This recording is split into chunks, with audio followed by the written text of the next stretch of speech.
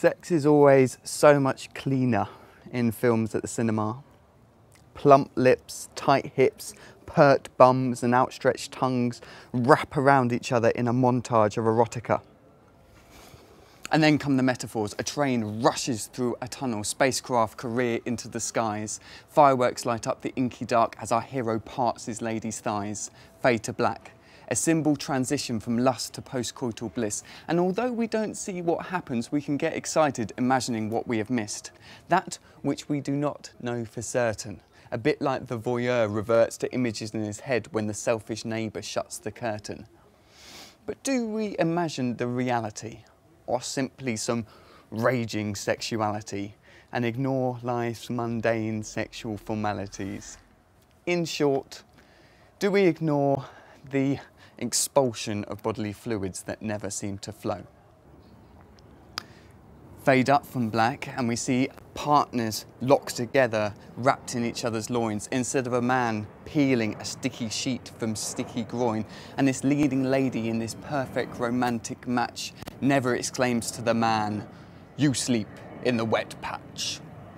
Because sex is always so much cleaner in films at the cinema.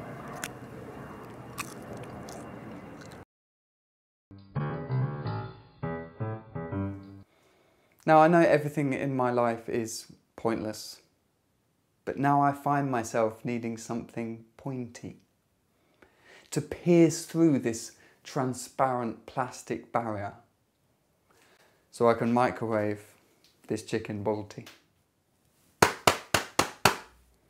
Bloody blunt spoon.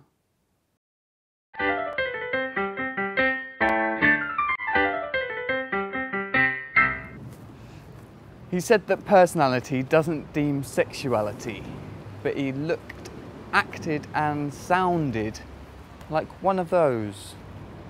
How do you say it? Homosexuals. But my fashion doesn't deem my passion, he said as he flicked his fringe from his eyes, and with a pucker of his lips he tries to look erotic and cries, "Would you like it if I was one of those?" How do you say it? Homosexuals. To be frank, I said as I sank my voice low, I hoped you said, "No, I'm not one of those homosexuals." Because then I'd say, "There go the overalls." And with a waltz and a pout, I can let it all hang out. And I can start to ponder whether I can confidently wear more leather. Because if personality doesn't deem sexuality, then I'm free to look, act and sound like one of those. How do you say it? Homosexuals.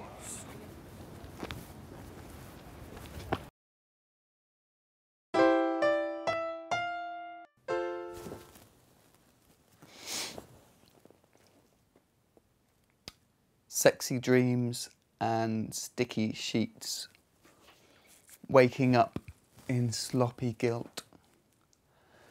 I wish the sex would stay within my head, because it's ruining my quilt. Bloody hell.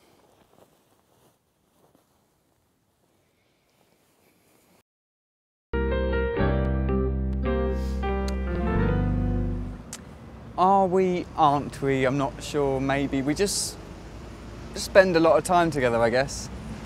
And we could be, maybe should be, maybe would be if you liked me as much as I love you. Which I might do, I guess. And well, look, tell me if I'm being moronic, but we're not exactly platonic. And I know I'm only talking about semantics, but it would be more romantic if we were we, not two separate people, you and me. But please note at this point, this is just an internal monologue. We're actually laid across acres of empty bed, staring into a relationship fog of what we are and what's right to be said to friends, to family, to colleagues, to them who say, "So, you and Lisa, are you together now, forever now, three-piece suite and big house now?" And, well, I shake my head and try to pretend I don't want to say, yes, we bloody well are.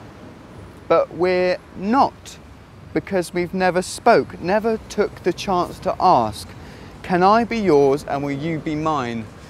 And we just say it's fine for this from time to time. You letting me into your garden and me trying to pretend that I'm fine the way it is, being your special, sexy friend.